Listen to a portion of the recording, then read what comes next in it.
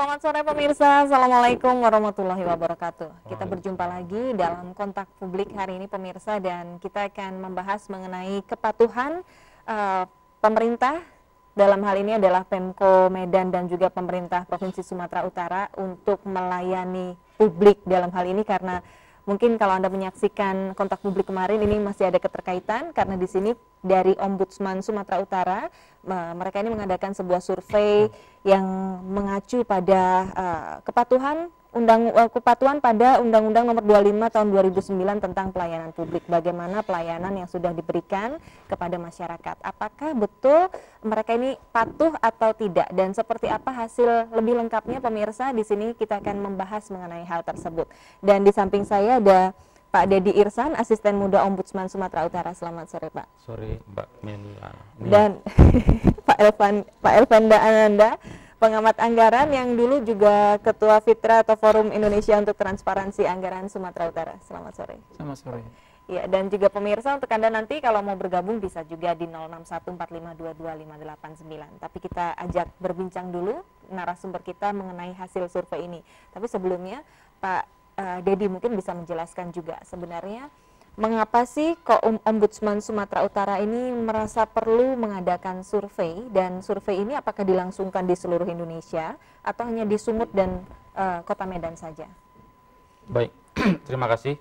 Jadi sebelumnya kami akan jelaskan Ombudsman itu sedikit, bahwa Ombudsman adalah lembaga negara yang mempunyai kewenangan melakukan pengawasan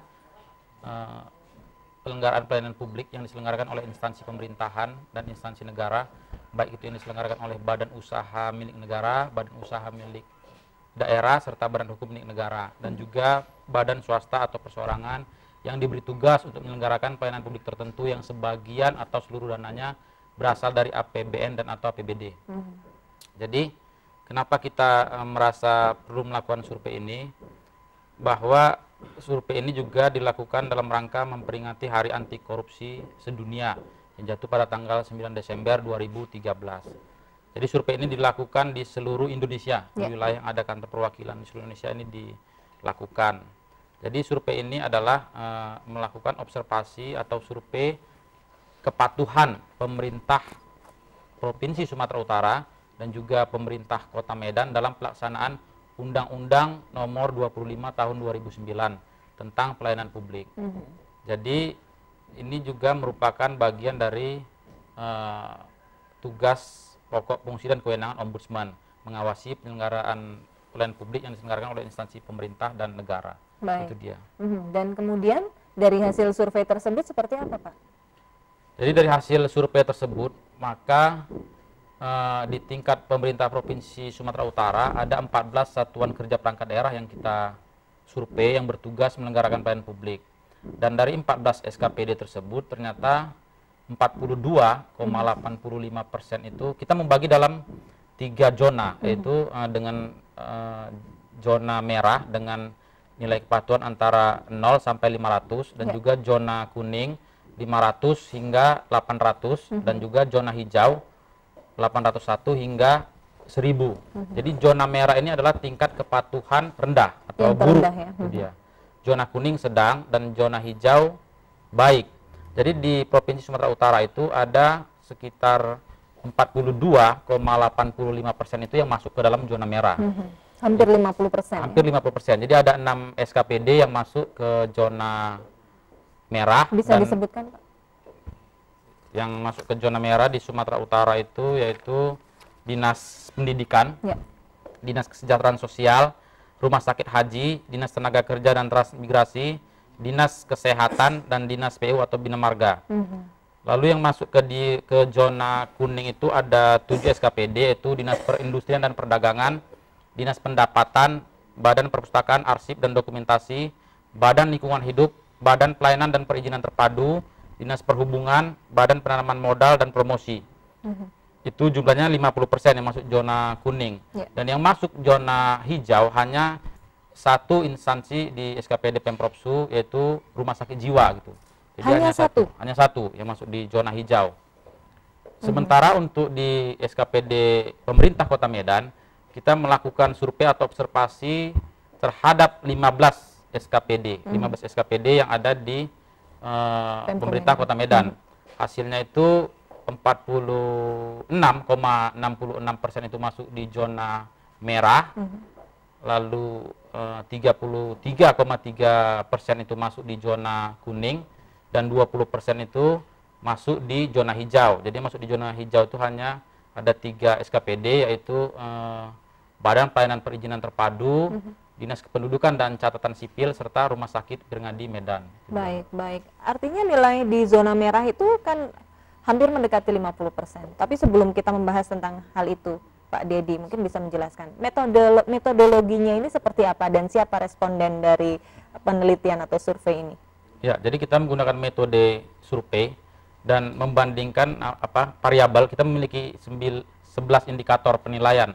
Apa yang kita nilai terhadap artinya di dalam Undang-Undang 25/2009 tersebut ada kewajiban penyelenggara layanan harus mematuhi hal tersebut. Jadi ada 11 indikator penilaian, yaitu yang pertama sistem pelayanan terpadu, standar pelayanan, maklumat pelayanan, sistem informasi pelayanan publik, pelayanan khusus, perilaku pelaksana pelayanan publik, pengelolaan pengaduan, penilaian kinerja, visi misi dan moto, ISO 9001/2008 dan atribut pelayanan. Jadi kita menyesuaikan dan membandingkan indikator tersebut terhadap kondisi di lapangan, apakah itu sesuai, ada atau tidak.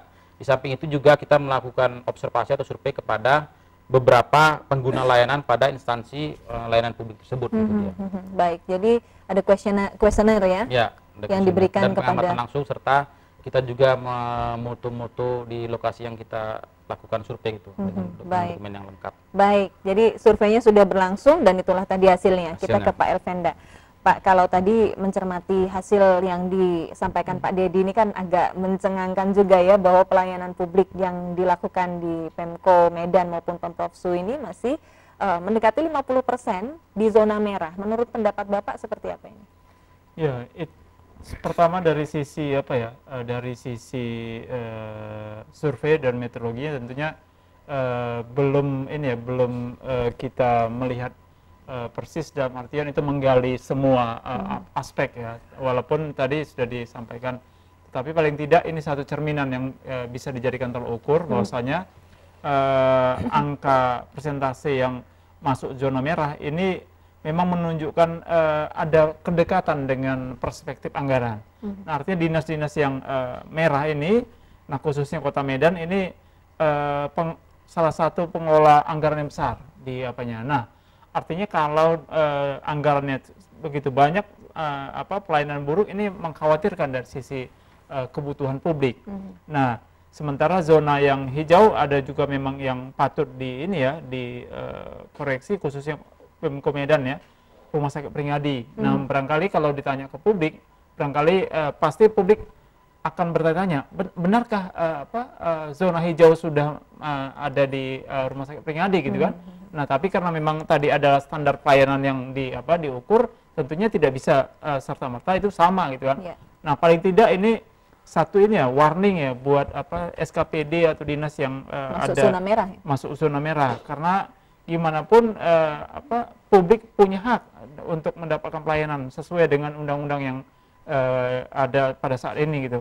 Nah, jadi saya pikir hasil survei ini bisa jadi rekomendasi untuk evaluasi, kemudian jadi perbaikan ke depan. Jangan sampai nanti ombudsman ini tidak menyampaikan agar ini jadi evaluasi gitu ya. Iya, saya tahu persis soal ini ya, apakah kebiasaan di pemerintahan daerah itu, apakah setiap bahan masukan itu akan menjadi perbaikan ke depan? Nah, itu sebenarnya menurut pengalaman saya itu tidak serta-merta, karena kita tahu kalau LKPD itu ada rapot merah, kemudian tahun ke depan itu bukan berarti kemudian itu menjadi perbaikan, tapi kadang-kadang ketemu lagi itu lagi kesalahan lagi. Nah, saya pikir ini jadi koreksi agar ada perbaikan ke depan. Baik. Dan pemirsa, bagaimana dengan pendapat Anda sendiri tentang pelayanan publik? Mungkin Anda mau sharing juga, berbagi, Anda punya pengalaman begitu ya, ataupun hal yang terkait dengan pelayanan publik yang mau Anda sampaikan, atau Anda mau memberikan pertanyaan kepada para narasumber kami, silakan 06145225589. Anda bisa gunakan line telepon tersebut. Karena di hasil survei ini kan juga rata-rata masih di zona merah. Kemudian besar juga ini yang di zona kuning. Bahkan di Pemprov Sulsel sendiri hanya satu yang di zona hijau, yaitu rumah sakit jiwa, ya Pak? Ya, rumah sakit jiwa. Kenapa Pak? Apa yang istimewa sehingga menjadi masuk di zona hijau? Jadi begini, ini kan kita hanya tingkat kepatuhan SKPD pemerintah Kota Medan dan Provinsi Sumatera Utara terhadap pelaksanaan Undang-Undang 25 2009. Jadi sebenarnya yang kita observasi dan survei ini hanya masih sebenarnya belum masuk pada tingkat hasil pelayanannya gitu. Tapi syarat-syarat yang harus mereka penuhi dalam Undang-Undang Pelayanan masih di permukaan sebenarnya. Masih di permukaan. Jadi ketika di permukaan saja sudah buruk, ya nggak mungkin pelayanannya bagus itu. Yang di permukaannya saja bagus, belum tentu pelayanannya bagus. Seperti misalnya kasus Rumah Sakit Pirngadi gitu kan. Mungkin orang juga banyak merasakan pelayanan di Rumah Sakit Pirngadi tidak bagus gitu misalnya. Tapi ternyata memang ya kita melihat dengan standar indikator kepatuhan tersebut, mereka sudah mematuhi itu. Misalnya standar lain ada, biaya ada, jangka waktu ada, maklumat pelayanan ada, pengaduan ada kan gitu. Artinya itu dia. Jadi itulah mungkin yang terjadi di rumah sakit jiwa. Artinya tingkat kepatuhan mereka, mungkin mereka membaca Undang-Undang 25 2009 sehingga dipenuhi. Jadi ya masuklah mereka ke zona hijau. Seperti itu dia. Baik, ada telepon kita angkat ya. Halo, selamat sore. Halo. Iya, Bapak dengan siapa ini? Dengan Pak Silakan Pak Idris. Jadi saya ingin bertanya dengan Pak Dedi. Pak Dedi. Saya lihat dengan kampanye kepala daerah, mungkin wali kota atau gubernur kan ingin mewujudkan pemerintahan yang bersih segala macam. Tapi saya lihat hari ini kan tidak ada juga perubahan, artinya banyak juga dinas-dinas yang masih berada di zona seperti Bapak sebutkan tadi. Ya. Yang ingin saya tanyakan begini Pak. Sebenarnya kalau Bapak lihat bagaimana saudara komitmen kepala daerah kita itu, wali kota ataupun gubernur ataupun bupati di daerah Sumatera Utara ini, janji-janji mereka itu yang ingin menjadi pemerintahan yang bersih, yang good governance segala macam. Nah itu mohon pendapat Pak Dedi ya. Ya.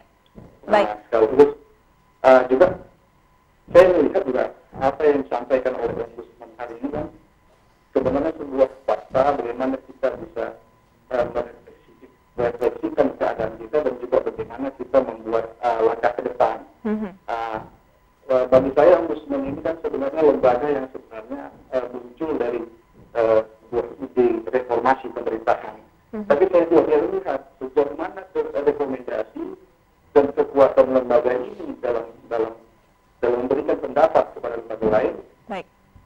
Sehingga dia bisa menjadi acuan dalam perbaikan kinerja pemerintahan. Jadi bagaimana kira-kira Pak Dedi dan Ombudsman sendiri dengan diberi kewenangan, tapi kewenangannya sebenarnya juga harus sekedar rekomendasi saja. Ini bagaimana?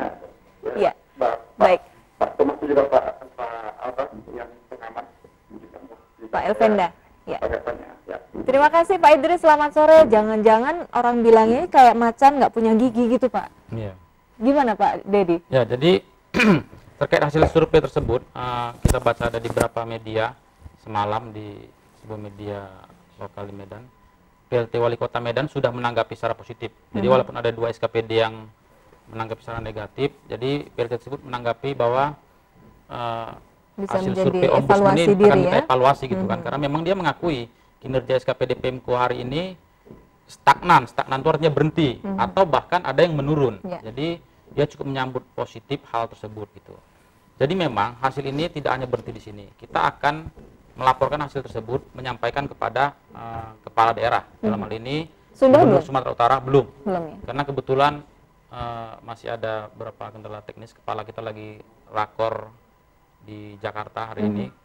Mungkin minggu depan kita sampaikan kepada Gubernur dan Wali Kota terhadap laporan tersebut. Dan kita akan melakukan melakukan hal ini, mengevaluasi secara berkala. Mungkin bisa dalam waktu 6 bulan atau juga 3 bulan.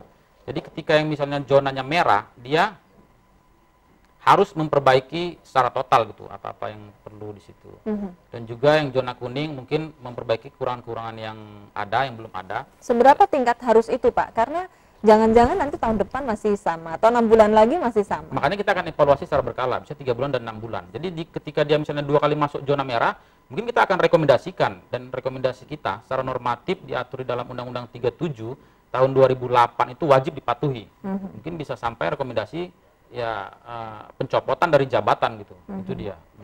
Itu diatur di dalam Undang-Undang nomor 37 tahun 2008. Gitu. Baik. Jadi Pak Idris itu tadi untuk rekomendasinya sebenarnya sudah punya kekuatan Ya, agar wajib dipatuhi. kepala daerah mematuhi hal ini. Tapi kemudian komitmen kepala daerah sendiri menurut Bapak seperti apa? Ya, kalau kita melihat dengan hasil survei kali ini, bahwa memang ternyata kan dapat gambaran SKPD di pemerintah provinsi dan SKPD di pemerintah kota itu kan masih memang mayoritas di zona kuning, artinya masih bisa Diperbaiki berbenah ya. gitu kan. Dan SKPD ini kan gambaran dari pimpinan kepala daerahnya. Jadi makanya ini tugas atau PR berat bagi kepala daerah gitu untuk kita pikir ya hasil-hasil ini untuk segeralah dilakukan, karena ini kan sudah